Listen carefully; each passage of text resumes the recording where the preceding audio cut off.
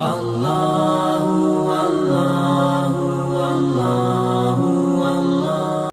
لله رب العالمين والصلاة والسلام على قائد الغر المحجلين نبينا محمد وعلى آله وصحبه أجمعين وبعد فأعوذ بالله السميع العليم من الشيطان الرجيم بسم الله الرحمن الرحيم يوم لا ينفع مال ولا بنون إلا من أتى الله بقلب سليم. محترم بھائیوں اور دینی بہنوں، السلام علیکم ورحمۃ اللہ وبرکاتہ۔ سب سے پہلے ہم آپ تمام تک اپنا دینی جذبہ پہنچانا چاہیں گے کہ ہمیں آپ سب سے اللہ کے لیے محبت ہے، اور اس محبت کے طفیل اللہ رب العالمین سے ہم دعا کرتے ہیں کہ الہ العالمین تو ہم سب کے مسائل حل فرما دے، ہمارے آل و اولاد کی حفاظت فرما، اور ہم سب کو کل قیامت کے دن اپنے عرش کا سایہ نصیب فرما، جس دن تیرے سایہ کے علاوہ کوئی اور سایہ نہ ہوگا، آمین یا رب العالمین۔ محترم بھائیوں اور دینی بہنوں، مسلسل 2 ہفتہ سے رمضان کا خصوصی کورس سے اعمال قلوب کے نام سے یہ چل رہا ہے۔ آج ہم دل کے اعمال میں سے مزید چند اعمال بیان کریں گے۔ دل کے اعمال میں سے ایک عمل ہے محبت۔ محبت کے معنی ہوتے ہیں پیار، الفت اور چاہت، اور محبت 2 طرح کی ہوتی ہے۔ محبت کی ایک قسم ہے جسے نیچرلی محبت کہتے ہیں، فطری محبت کہتے ہیں، جو عام طور پر انسانوں کے بیچ ہوتی ہے، اور محبت کی ایک دوسری قسم ہے جو خاص محبت ہے، اور یہی وہ قسم ہے جس کے بارے میں آج ہم بات کرنے والے ہیں، اور یہ ہے اللہ رب العالمین سے محبت۔ اس محبت میں بندگی پائی جاتی ہے، اس میں خضوع پایا جاتا ہے، اس میں انکساری پائی جاتی ہے۔ ایسی محبت کسی دوسرے کے لیے اگر ہو جائے تو وہ شرک بن جاتا ہے۔ جو دل اللہ رب العالمین کی محبت سے سرشار ہو، وہی دل اصل میں زندہ دل ہوتا ہے، اور جس دل میں اللہ رب العالمین کی محبت نہ ہو، وہ دل زندہ ہو کر بھی مردہ ہوتا ہے، وہ انسان زندہ ہو کر بھی مردہ ہوتا ہے۔ ایسے شخص کی زندگی سے سکون چھن جاتا ہے، چین رخصت ہو جاتا ہے، اس کی زندگی میں ٹینشن ہی ٹینشن ہوتا ہے، پریشانی ہی پریشانی ہوتی ہے، اس کی زندگی مصیبت اور پریشانی کی آماجگاہ بن جاتی ہے۔ محبت دین کی بنیاد ہے، محبت نہیں تو ایمان نہیں، محبت نہیں تو دین نہیں۔ اللہ تعالیٰ نے سورہ التوبہ آیت نمبر 24 میں بیان فرمایا، قل ان کان آباؤکم وابناؤکم واخوانکم وازواجکم وعشیرتکم واموال اقترفتموها وتجارة تخشون کسادها ومساکن ترضونها احب الیکم من اللہ ورسولہ وجہاد فی سبیلہ فتربصوا حتی یأتی اللہ بامرہ واللہ لا یہدی القوم الفاسقین۔ اے محمد صلی اللہ علیہ وسلم، آپ فرما دیجئے کہ اگر تمہارے باپ، تمہارے بچے، تمہارے بھائی، تمہاری بیویاں، تمہارے کنب قبیلے، تمہارے کمائے ہوئے مال، تمہاری تجارت جس کے مانت پڑنے کا تمہیں ڈر ہوتا ہے، اور تمہاری عمارتیں، تمہاری حویلیاں جو تم کو پسند ہیں، اگر یہ 8 چیزیں اللہ اور اس کے رسول اور اللہ کے راستے میں جہاد سے زیادہ تمہیں پیاری ہیں، اگر یہ 8 چیزیں اللہ، اس کے رسول اور اللہ کے راستے میں جہاد سے زیادہ عزیز ہیں، تو انتظار کرو یہاں تک کہ اللہ رب العالمین کا عذاب آ جائے، اور اللہ فاسقوں کو ہدایت نہیں دیتا۔ گویا کہ اللہ اور اس کے رسول سے محبت یہ ایمان کا حصہ ہے۔ سوال یہ ہے کہ کیا پہچان ہے، کیا علامت ہے اس بات کے لیے کہ فلاں کو اللہ رب العالمین سے محبت ہے؟ کیسے پہچانیں گے کہ فلاں اللہ رب العالمین سے محبت کرتا ہے؟ اس کی پہلی پہچان یہ ہے کہ بندہ اللہ رب العالمین سے ملاقات کا بے تابی سے شوق رکھتا ہو۔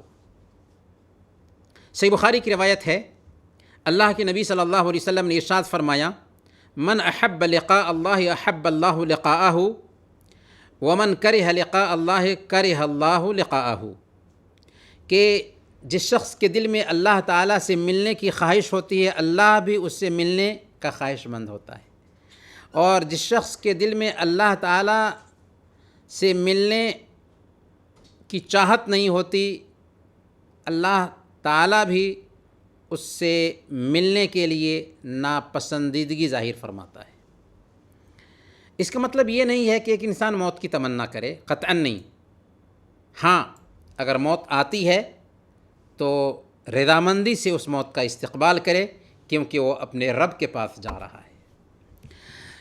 دوسری پہچان یہ ہے بندے کے لیے کہ واقعی اس کو اللہ رب العالمین سے محبت ہے کہ اللہ تعالیٰ سے سرگوشی، مناجات اور تلاوت میں اس کو لذت ملتی ہو، اس کو سکون ملتا ہو۔ اللہ کے نبی صلی اللہ علیہ وسلم کو دیکھیں، آپ فرماتے ہیں کہ جعلت قرۃ عینی فی الصلاۃ، نماز میں میری آنکھوں کی ٹھنڈک ہے۔ اور نماز کیا ہے؟ اللہ کے نبی صلی اللہ علیہ وسلم نے فرمایا کہ یہ اللہ اور بندے کے بیچ ایک طرح کی سرگوشی ہے۔ تو گویا کہ جس بندے کو نماز میں، عبادت میں لذت ملتی ہو، سکون ملتا ہو، یہ اس بات کی دلیل ہے کہ اسے اللہ رب العالمین سے محبت ہے۔ تیسری پہچان یہ ہے کہ بندہ اللہ تعالیٰ کی اطاعت اور اس کی بندگی پر صبر کرتا ہو۔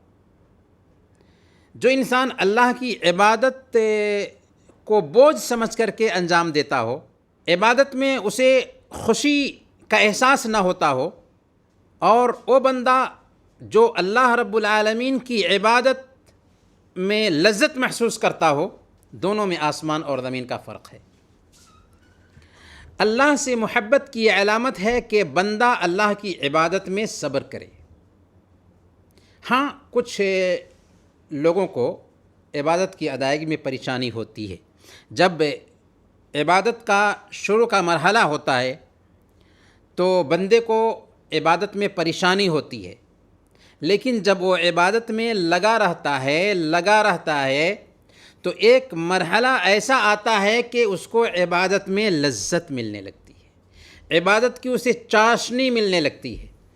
اسی لیے امام ابو نعیم نے حلیۃ الاولیاء میں ثابت البنانی رحمۃ اللہ علیہ کا یہ قول نقل کیا ہے۔ وہ فرماتے ہیں کہ میں نے 20 سال تک نماز کی ادائیگی میں محنت اور پریشانی کا سامنا کیا، اس کے بعد 20 سال تک مجھے نماز کی لذت اور چاشنی محسوس ہوئی۔ تو گویا کہ شروع میں ایسا ہو سکتا ہے کہ بندے کو عبادت میں پریشانی ہو، لیکن بعد میں نماز کی لذت اور چاشنی ملنے لگتی ہے۔ گویا کہ اللہ سے محبت کی ایک دلیل یہ ہے کہ بندے کو عبادت میں، اطاعت میں لذت ملے، چاشنی ملے۔ اللہ سے بندے کی محبت کی ایک دلیل یہ بھی ہے کہ بندہ مکروہات پر صبر کرے اور استقامت اختیار کرے۔ کیا مطلب یہ کہ اگر زندگی میں کوئی ناپسندیدہ چیز پیش آتی ہے تو بندہ اس ناپسندیدہ چیز پر صبر کرے اور یہ سمجھے کہ یہ اللہ کا مقدر ہے، اس لیے اللہ رب العالمین نے ہمارے لیے ایسا فیصلہ کیا ہے، اور اللہ رب العالمین کے فیصلے میں ہی بہتری ہوتی ہے۔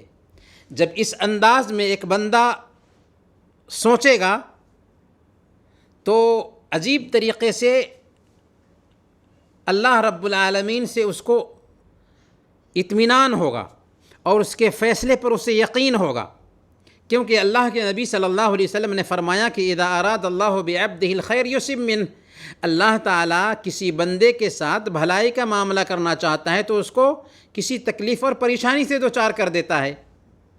تو اس طریقے سے مکروہات یا ناپسندیدہ چیزوں پر صبر کرنا یہ اس بات کی دلیل ہوتی ہے کہ بندے کو اللہ سے محبت ہے، کیونکہ وہ سوچ رہا ہوتا ہے کہ یہ اللہ رب العالمین کا فیصلہ ہے، اس لیے میں صبر کروں گا۔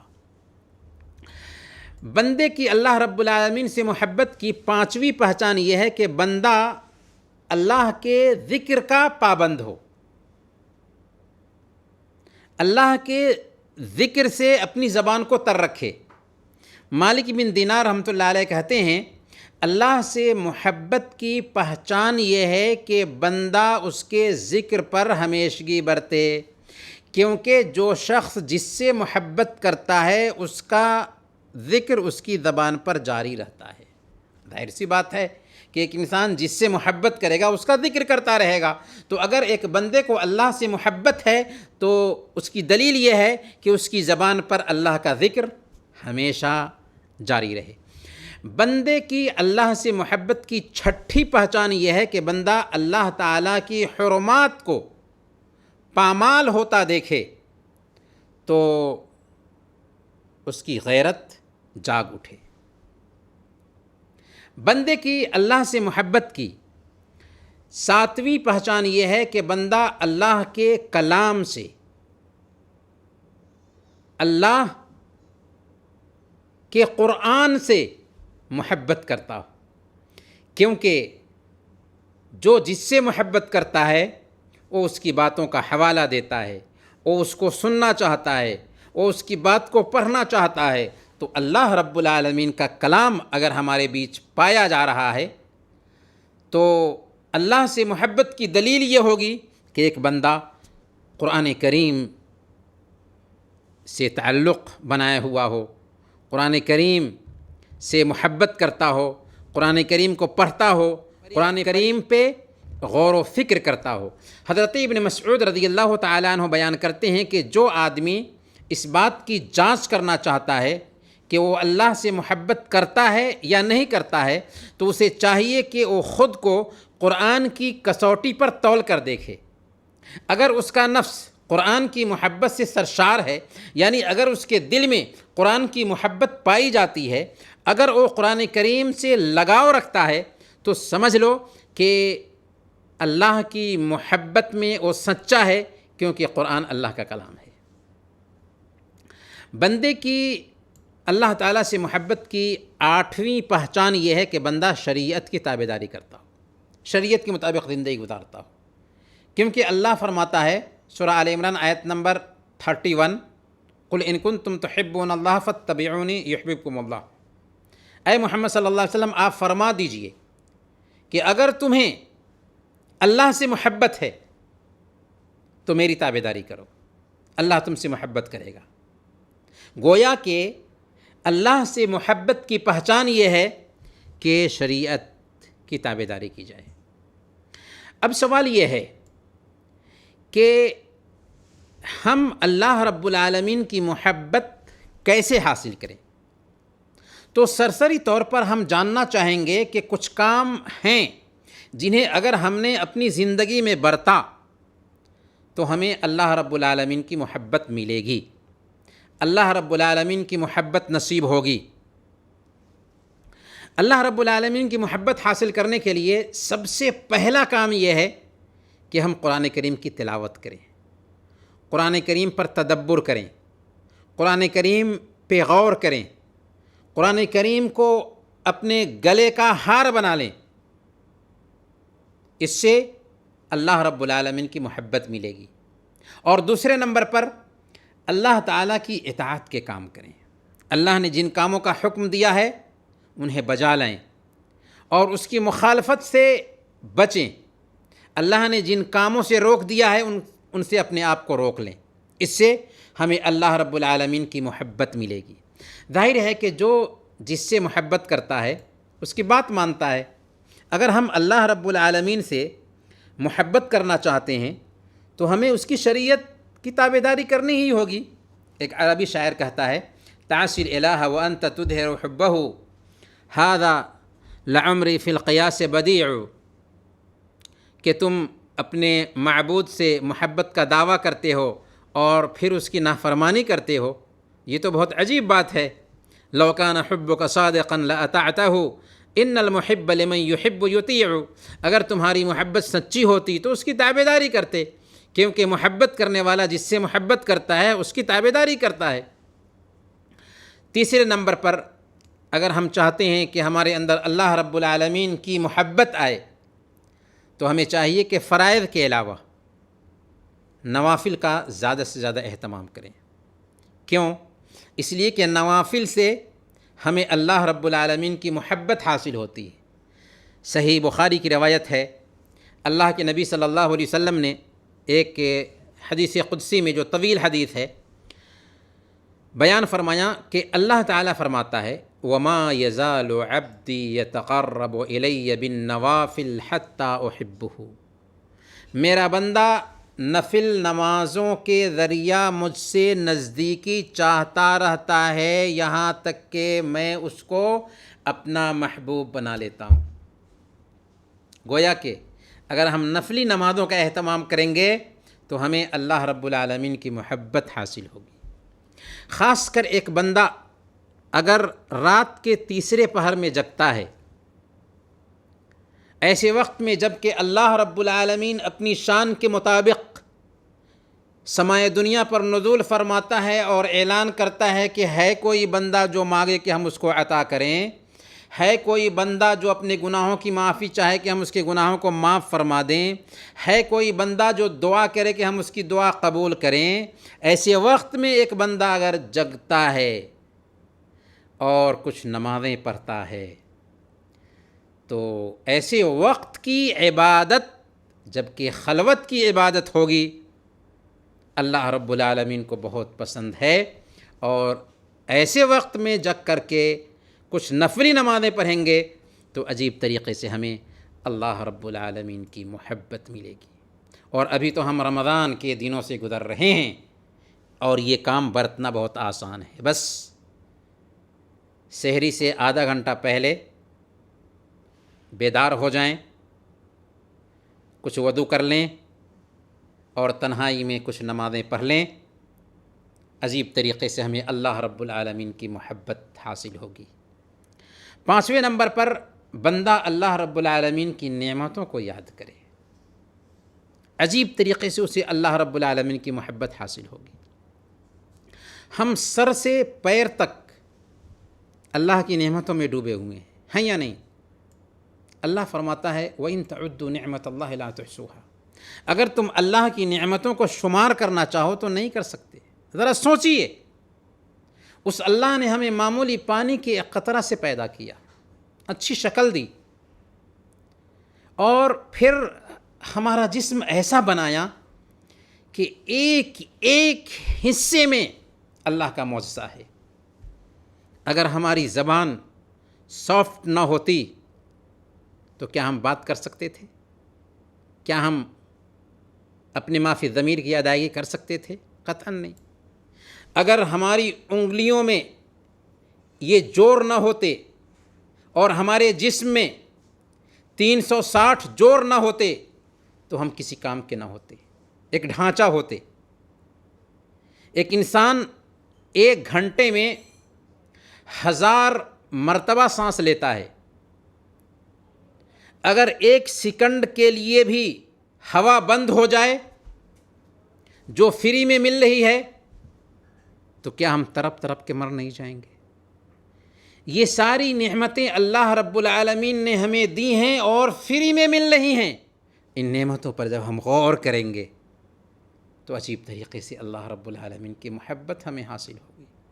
ذرا غور کیجئے کہ اللہ رب العالمین نے ہر انسان کے ساتھ، اس کے پیچھے اور اس کے آگے 2 فرشتوں کو باڈی گارڈ کے طور پر لگا دیا ہوا ہے جو ہر وقت اس کی حفاظت کرتے ہیں۔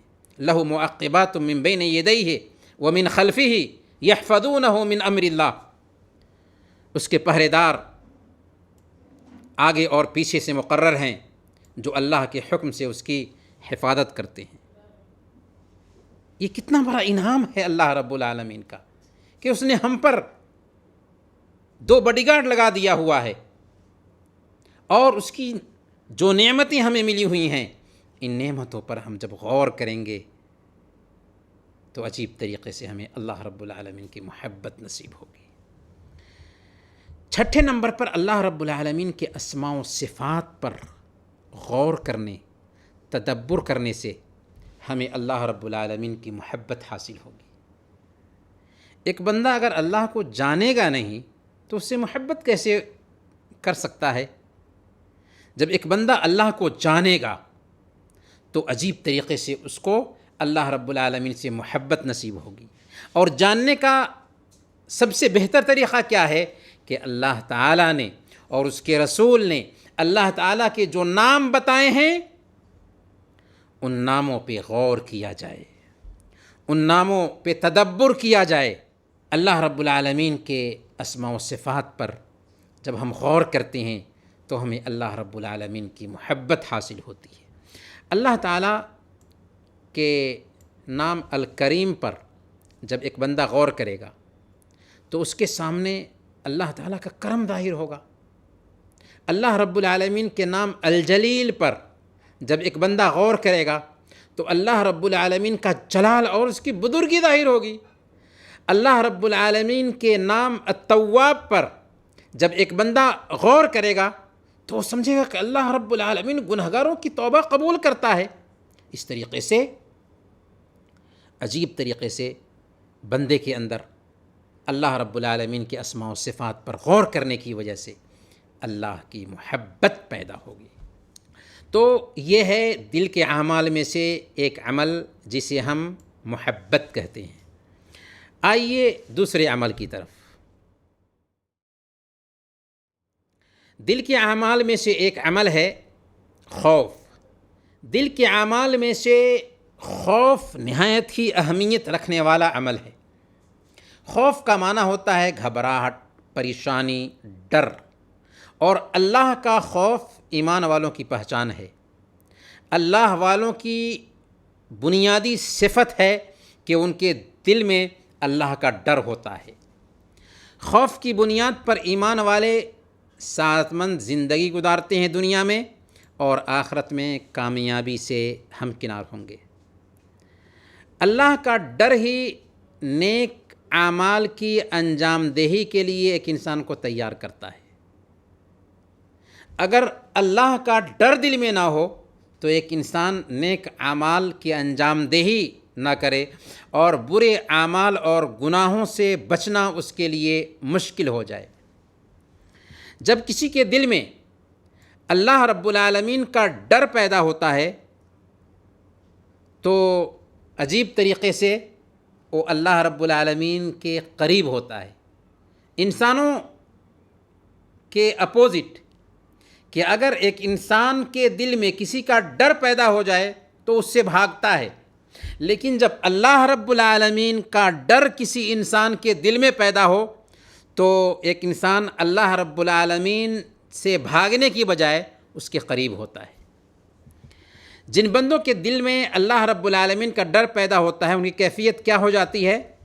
अल्लाह ताला ने फरमाया सूरह अल-मुमिनून आयत नंबर 60, वल्लज़ीन यूतूना मा आतौ व क़ुलूबुहुम वजिलतुन अन्नहुम इला रब्बिहिम राजिऊन, कि जो लोग जो कुछ देते हैं उनको जो देना होता है और फिर वो डरते रहते हैं कि वो अपने रब के पास लौटने वाले हैं।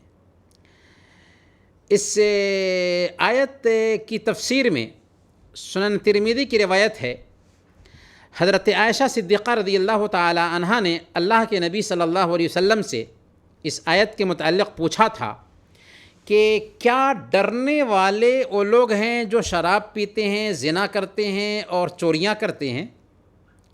आप सल्लल्लाहु अलैहि वसल्लम ने फरमाया कि नहीं ऐ सिद्दीक़ की बेटी, इससे मुराद वो लोग हैं जो नमाज़ पढ़ते हैं, रोज़ा रखते हैं और सदक़ा करते हैं, وَلَكِنَّهُمْ يَخَافُونَ أَلَّا يُقْبَلَ مِنْهُمْ، لیکن وہ ڈرتے رہتے ہیں کہ ایسا نہ ہو کہ ان کے اعمال رد کر دیے جائیں۔ کیوں؟ اس لیے کہ انما یتقبل اللہ من المتقین، اللہ تعالیٰ تقوی شعاروں کے اعمال ہی قبول فرماتا ہے۔ تو جب ڈر پیدا ہوتا ہے ایمان والوں کے اندر تو وہ نیک عمل انجام دیتے ہیں، لیکن ان کی قبولیت کے لیے فکر مند ہوتے ہیں۔ خوف وہ عبادت ہے جس کا حکم اللہ تعالیٰ نے اپنے بندوں کو دیا ہے۔ اللہ نے فرمایا وَإِيَّايَ فَارْهَبُونَ، اور مجھ سے ہی خوف کھاؤ۔ اللہ نے فرمایا فَلَا تَخْشَوُا النَّاسَ وَاخْشَوْنِي، تم لوگوں سے مت ڈرو اور مجھ سے ڈرو۔ بلکہ اللہ تعالیٰ نے خوف کو ایمان کی شرط قرار دیا ہے۔ اللہ نے فرمایا فَلَا تَخَافُوهُمْ وَخَافُونِي إِن كُنتُم مُؤْمِنِينَ، تم ان سے مت ڈرو اور مجھ سے ڈرو اگر تم مومن ہو۔ ایمان کی مانگ کیا ہے؟ ایمان کی مانگ یہ ہے کہ ایک بندے کے دل میں اللہ کا ڈر ہو۔ بندے میں اللہ کے ڈر کا دو مقام ہوتا ہے، دو مقام ہوتا ہے۔ پہلا مقام یہ ہے کہ اللہ کے عذاب اور اس کی سزا سے ایک بندہ خوف کھائے، یعنی یہ احساس پیدا ہو کہ اگر ہم نے نافرمانی کی تو ہمیں کل قیامت کے دن اس کی سزا ملنے والی ہے، اس کا بدلہ ملنے والا ہے۔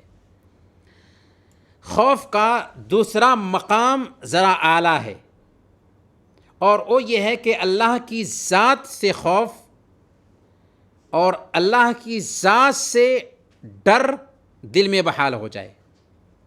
عام انسانوں کا خوف پہلی قسم کا ہوتا ہے کہ وہ جہنم کے ڈر اور عذاب کے خوف سے، برائیوں سے بچتے ہیں اور نیکیاں کرتے ہیں۔ جبکہ اہل علم کا جو ڈر ہوتا ہے، ایمان والوں کے ساتھ ساتھ جن کے پاس علم ہوتا ہے ان کا جو ڈر ہوتا ہے، ان کا جو خوف ہوتا ہے، وہ دوسری قسم کا ہوتا ہے کہ وہ اللہ کی ذات سے ڈر اور خوف محسوس کرتے ہیں، اللہ کی ذات کو جاننے کی وجہ سے۔ جب اللہ کی ذات کی پہچان حاصل ہو جاتی ہے، جب ایک علم والا اللہ رب العالمین کے اسماء و صفات کو اچھی طرح سے جان لیتا ہے، پہچان لیتا ہے، تب اس کے اندر اللہ رب العالمین کا یہ خوف پیدا ہوتا ہے۔ اللہ فرماتا ہے سورہ الفاتحہ آیت نمبر 28، انما یخشی اللہ من عبادہ العلماء، اللہ سے وہی بندے ڈرتے ہیں جو علم رکھنے والے ہوتے ہیں۔ یہاں پر کسی کے ذہن میں وہ مفہوم نہ آئے جو مفہوم صوفیہ بیان کرتے ہیں کہ ہم اللہ کی عبادت جنت کے لالچ میں یا جہنم کے ڈر سے نہیں کرتے۔ یہ گمراہی ہے۔ ہم اللہ کی عبادت جنت کے لالچ میں اور جہنم کے ڈر سے کرتے ہیں، یہ ہمارا عقیدہ ہے۔ اگر کوئی کہتا ہے کہ ہم اللہ کی عبادت جنت کے لالچ میں اور جہنم کے ڈر سے نہیں کرتے، یہ گمراہی ہے۔ اس سے جنت اور جہنم کو ہلکا سمجھنا لازم آتا ہے۔ اللہ کے نبی صلی اللہ علیہ وسلم جو سارے انسانوں میں سب سے زیادہ تقوی شعار تھے، آپ جنت کا سوال کرتے تھے اور جہنم سے پناہ مانگتے تھے، اور ہمارا عقیدہ ہے کہ ایک مسلمان جنت کی امید اور جہنم کے خوف سے اللہ کی عبادت کرتا ہے۔ ہمارے دل میں جنت کی امید بھی ہوتی ہے اور جہنم کا ڈر بھی ہوتا ہے، دونوں کے ساتھ ساتھ اللہ کی محبت بھی ہوتی ہے، اور تینوں ایک ساتھ جمع ہو جاتی ہیں۔ اللہ کی محبت بھی جمع ہو جاتی ہے، اللہ کا ڈر بھی اور اللہ کا خوف بھی ایک ساتھ ہوتا ہے۔ اور ہر دور میں ایمان والوں نے ایسی ہی عبادت کی ہے، اور اللہ تعالیٰ نے ایمان والوں کی پہچان یہی بتائی، یرجون رحمتہ ویخافون عذابہ، اللہ کی رحمت کی امید رکھتے ہیں اور اس کے عذاب سے ڈرتے ہیں۔ برکیف آگے چلتے ہیں۔ جب ہم اللہ کا خوف اور اس کا ڈر دل میں بساتے ہیں تو اس کا کیا فائدہ ہمیں ملتا ہے؟ سب سے پہلے بندے میں اخلاص پیدا ہوتا ہے، ہمارا عمل اخلاص پر مبنی ہو جاتا ہے، کیونکہ ہمارے دل میں اللہ کا ڈر ہے۔ ہم دکھلاوے کے لیے کوئی کام نہیں کرتے۔ اللہ نے فرمایا انما نطعمکم لوجہ اللہ لا نرید منکم جزاء ولا شکورا، کہ ہم تمہیں صرف اللہ کی رضامندی کے لیے کھلاتے ہیں، نہ تو ہم بدلہ چاہتے ہیں اور نہ ہی شکر گزاری۔ کس بنیاد پر؟ انا نخاف من ربنا یوما عبوسا قمطریرا، کیونکہ ہم اپنے رب سے اس دن کا خوف کرتے ہیں جو دن اداسی اور سختی والا ہوگا۔ گویا کہ ڈر کی بنیاد پر ہمارے عمل میں اخلاص پیدا ہوتا ہے۔ اللہ کا ڈر جب دل میں پیدا ہوتا ہے تو اعمال کی انجام دہی پر ہمیں ابھارتا ہے، ہم اعمال کی انجام دہی کی طرف لپکتے ہیں۔ اللہ نے فرمایا رجال لا تلہیہم تجارۃ ولا بیع عن ذکر اللہ واقام الصلاۃ وایتاء الزکاۃ، ایسے لوگ ہیں جنہیں تجارت اور خرید و فروخت اللہ کے ذکر، نماز قائم کرنے اور زکوٰۃ دینے سے غافل نہیں کرتی۔ بندوں کی یہ کیفیت کیوں کر ہوتی ہے؟ یخافون یوما تتقلب فیہ القلوب والابصار، اس بنیاد پر کہ اس دن سے ڈرتے ہیں جس دن بہت سے دل اور بہت سی آنکھیں پلٹ جائیں گی۔ جی ہاں، جب اللہ کا ڈر پیدا ہوتا ہے تو ہم نیکیوں کی طرف لپکتے ہیں۔ سنن ترمذی کی روایت ہے، اللہ کے نبی صلی اللہ علیہ وسلم نے ارشاد فرمایا من خاف ادلج ومن ادلج بلغ المنزل الا ان سلعۃ اللہ غالیہ الا ان سلعۃ اللہ الجنہ، جو ڈرا وہ صبح سویرے سفر کے لیے نکل گیا، اور جو سفر کے لیے نکل گیا وہ منزل تک پہنچ گیا۔ تو جس بندے کے اندر اللہ کا ڈر پیدا ہوا اس نے نیکیاں کی، اور جس نے نیکیاں کی وہ کامیاب ہو گیا۔ الا ان سلعۃ اللہ غالیہ الا ان سلعۃ اللہ الجنہ، سن لو کہ اللہ رب العالمین کا سودا بہت ہی قیمتی ہے، گراں قدر ہے، اللہ کا سودا جنت ہے۔ جب دل میں اللہ کا ڈر پیدا ہوتا ہے تو گناہوں کی لذت پھیکی پڑ جاتی ہے۔ عام طور پر گناہ میں لذت ملتی ہے نا، لیکن جب دل میں اللہ کا ڈر پیدا ہوتا ہے تو گناہوں کی لذت پھیکی پڑ جاتی ہے۔ ذرا سوچیے، آخرت میں زانیوں کو جو عذاب دیا جائے گا، اگر زناکار مرد اور عورتیں اس بات کو ذہن میں بیٹھائیں کہ دنیا میں ہم جو لذت لے رہے ہیں کل قیامت کے دن ننگے آگ میں جلنا ہوگا، اور جسم سے نکلنے والے لہو اور پیپ پینے پر مجبور ہوں گے، تو کیا آپ سمجھ سکتے ہیں کہ وہ ایسی حرکت کریں گے؟ قطعاً نہیں۔ اور یہی حال تمام گناہوں کا ہے کہ ایک انسان اگر گناہوں کے نتیجہ پر غور کرے گا تو گناہوں کی لذت پھیکی پڑ جائے گی اور وہ گناہوں کو ترک کرنے پر مجبور ہوگا۔ اللہ رب العالمین کا خوف رکھنے والوں کو زمین میں غلبہ ملتا ہے، زمین میں اللہ رب العالمین حکومت دیتا ہے، سلطنت دیتا ہے۔ اللہ تعالیٰ نے سورہ ابراہیم میں ایمان والوں کو جب ستایا جا رہا تھا، پریشان کیا جا رہا تھا، اس پس منظر میں فرمایا کہ کافروں نے اپنے رسولوں سے کہا کہ ہم تمہیں اپنے ملک سے نکال دیں گے، یا پھر یہ کہ تم ہمارے دین کی طرف لوٹ کر آ جاؤ۔ دو ہی آپشن ہے، یا تو ہمارے دین کی طرف لوٹ کر آ جاؤ ورنہ ہم اپنے ملک سے نکال دیں گے۔ تو پروردگار نے اللہ رب العالمین نے ان کی طرف وحی بھیجی کہ ہم ان ظالموں کو ہی غارت کر دیں گے اور ان کے بعد ہم زمین میں آپ لوگوں کو بسائیں گے۔ یہ انعام کیوں کر ملا؟ اللہ نے آیت نمبر 14 میں بیان فرما دیا، ذالک لمن خاف مقامی وخاف وعید۔ یہ اس لیے ایسا ہوا کہ میرے سامنے کھڑے ہونے کا ان کے اندر ڈر پیدا ہوا اور میری وعید سے وہ خوف زدہ ہوئے، اس لیے یہ انعام ان کو ملا۔ اور اللہ کا خوف جب دل میں پیدا ہوتا ہے تو مصیبت سے بھی نجات ملتی ہے۔ امام بیہقی نے شعب الایمان میں یہ روایت نقل کیا ہے، اللہ کے نبی صلی اللہ علیہ وسلم نے ارشاد فرمایا کہ ثلاث منجیات، 3 طرح کی چیزیں نجات دینے والی ہیں۔ وہ کون کون سی چیزیں ہیں؟ اللہ کے نبی صلی اللہ علیہ وسلم نے فرمایا فتقوی اللہ فی السر والعلانیہ، چھپ کر ہو یا علانیہ طور پر ہو، اللہ کا خوف اور خشیت، اس سے نجات ملتی ہے۔ والقول بالحق فی الرضا والسخط، اور غصہ اور رضامندی ہر حالت میں انصاف سے کام لینا۔ والقسط فی الغنی والفقر، مالداری اور فقر و فاقہ ہر 2 حالت میں میانہ روی اختیار کرنا، اس کی وجہ سے اللہ رب العالمین نجات دیتا ہے۔ تو گویا کہ اگر اللہ کا ڈر دل میں پیدا ہو جائے تو اللہ کا ڈر دل میں پیدا ہونے کی وجہ سے نجات ملتی ہے۔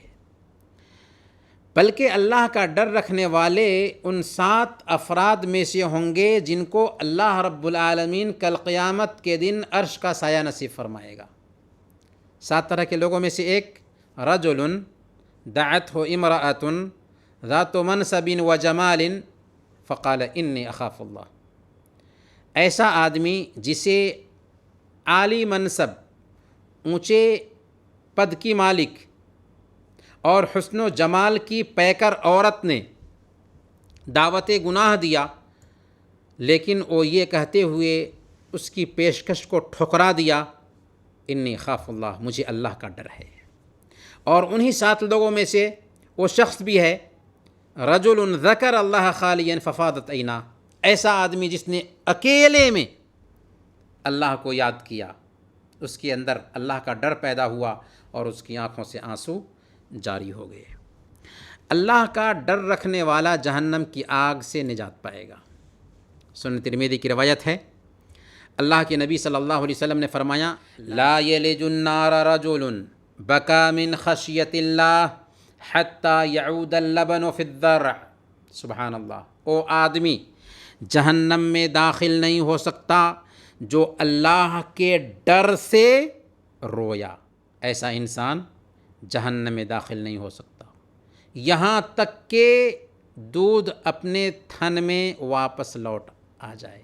ظاہر سی بات ہے کہ دودھ اپنے تھن میں واپس نہیں لوٹ سکتا، وہی کیفیت اس کی ہے کہ جو آنکھ اللہ کے ڈر سے آنسو بہاتی ہے، اس آنکھ پر گویا کہ جہنم حرام ہے۔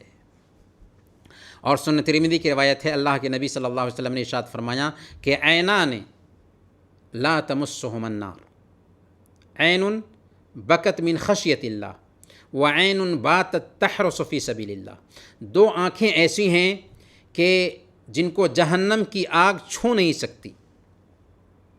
ایک وہ آنکھ جو اللہ رب العالمین کے ڈر سے آنسو بہائے، اور دوسری وہ آنکھ جس نے اللہ کے راستے میں پہراداری کرتے ہوئے رات گزاری۔ گویا کہ اللہ کے ڈر سے اگر ہماری آنکھوں سے آنسو گرتا ہے تو اللہ رب العالمین نے اس آنکھ پہ جہنم کو حرام ٹھہرایا ہے۔ اس لیے ہماری آنکھیں اللہ کے ڈر سے بہنی چاہیے۔ اللہ کے ڈر سے اللہ کی رحمت بھی حاصل ہوتی ہے۔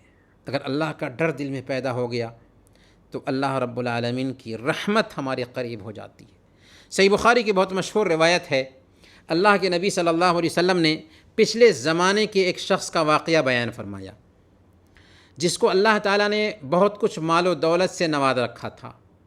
جب اس کی موت کا وقت قریب ہوا تو اس نے اپنی ساری اولاد کو جمع کیا اور ان سے پوچھا کہ میرے بیٹو، بتاؤ کہ میں تمہارے لیے کیسا باپ رہا؟ سارے بیٹوں نے کہا کہ آپ ہمارے لیے باپ ہونے کا حق ادا کرتے رہے۔ تب باپ نے کہا کہ دیکھو میں نے زندگی میں کوئی بھی نیکی کا کام نہیں کیا ہے، اس لیے جب میں مر جاؤں تو میری لاش کو جلا دینا اور اسے تیز ہوا میں اڑا دینا، راکھ کو تیز ہوا میں اڑا دینا۔ چنانچہ بیٹوں نے باپ کی وصیت کے مطابق ویسا ہی کیا۔ اللہ تعالیٰ نے اس آدمی کے جسم کے تمام ذرات کو جمع کیا اور اس سے پوچھا کہ آخر تمہیں ایسا کرنے پر کس چیز نے آمادہ کیا؟ اس نے جواب دیا، میرے رب صرف تیرے ڈر نے، تیرے ڈر کی وجہ سے میں نے ایسا کیا۔ اللہ رب العالمین نے یہ سن کر اس کے ساتھ رحم و کرم کا معاملہ کیا۔ تو ڈر آ گیا تو اللہ کی رحمت بھی ہمیں حاصل ہوتی ہے۔ اللہ کا ڈر دل میں اگر بس جائے تو ہمیں جنت میں داخلہ بھی ملے گا۔ اللہ نے فرمایا وَلِمَنْ خَافَ مَقَامَ رَبِّهِ جَنَّتَانِ، جو اپنے رب کے سامنے کھڑا ہونے سے ڈر گیا اس کے لیے 2 جنتیں ہیں۔ اللہ رب العالمین کے ڈر کا جب یہ مقام اور مرتبہ ہے تو ہمارے ذہن میں یہ سوال پیدا ہوگا ہی کہ آخر ہم کیا کریں کہ ہمارے دل میں بھی اللہ کا ڈر پیدا ہو سکے۔ تو اس سلسلے میں مختصر طریقے سے، کیونکہ وقت بھی کم ہے ہمارے پاس، چند معاون امور کی وضاحت کر دے رہے ہیں، اس کے بعد ہم اپنی بات ختم کریں گے۔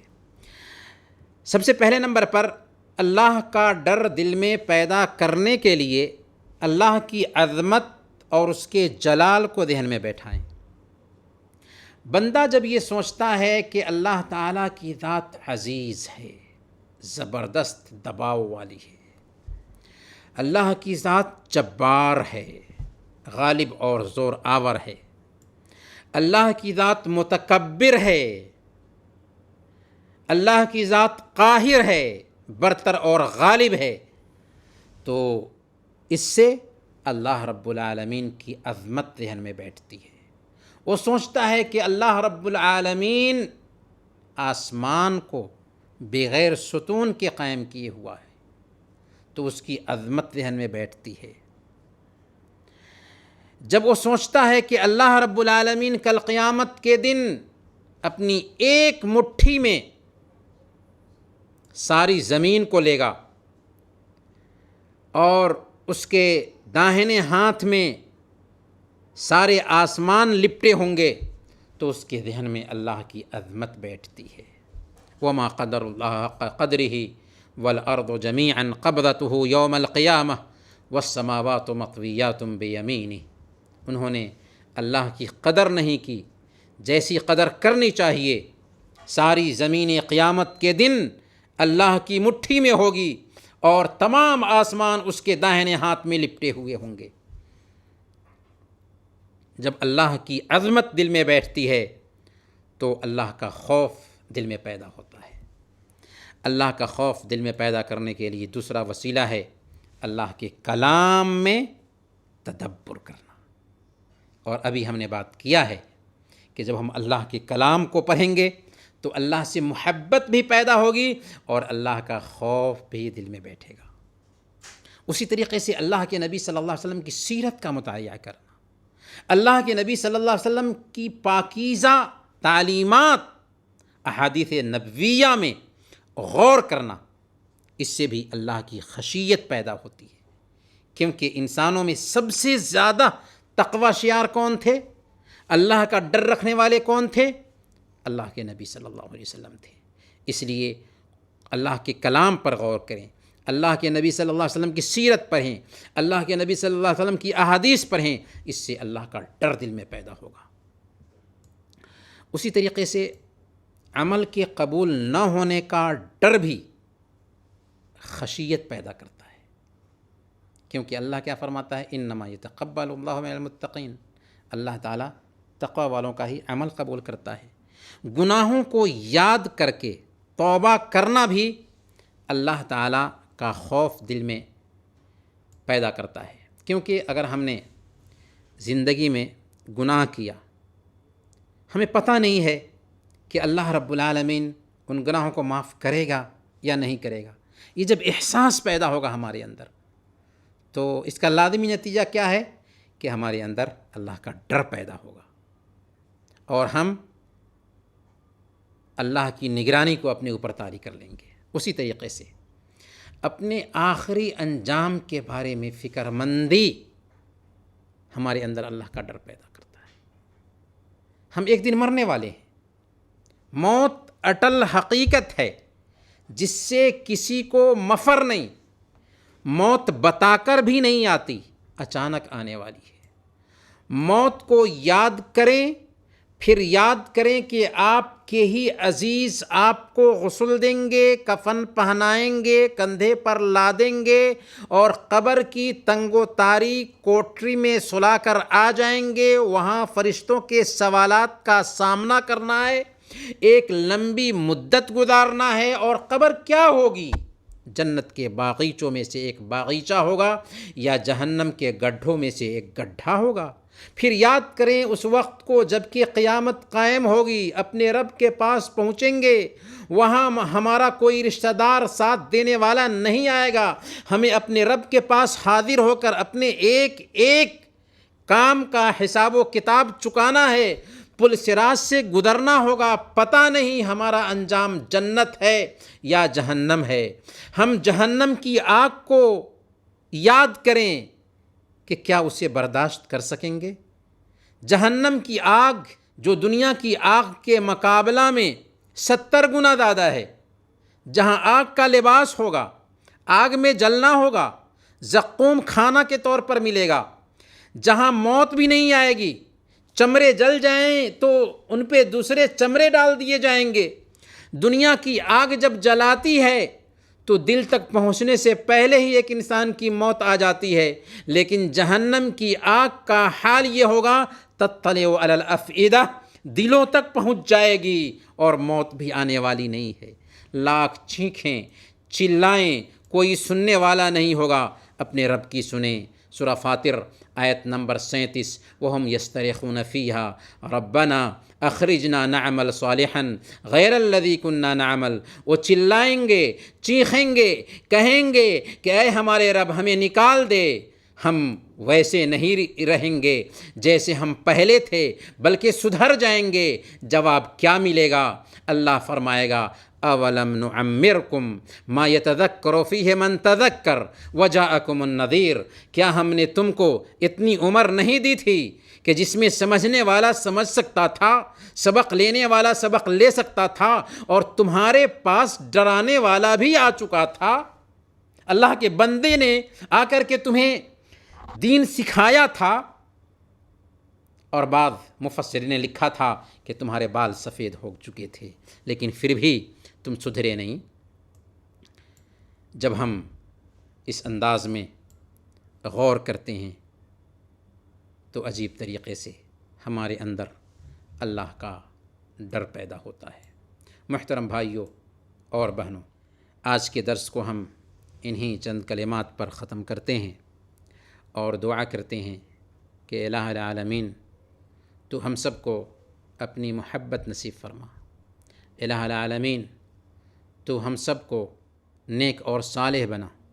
الہ العالمین تو اپنا خوف اور خشیت ہمارے دلوں میں پیدا فرما دے۔ الہ العالمین تو ہم سب کو زندہ رکھنا تو ایمان پر زندہ رکھنا، اور وفات دینا تو ایمان پر وفات دینا۔ وصلی اللہ علی نبینا محمد وعلی آلہ وصحبہ اجمعین۔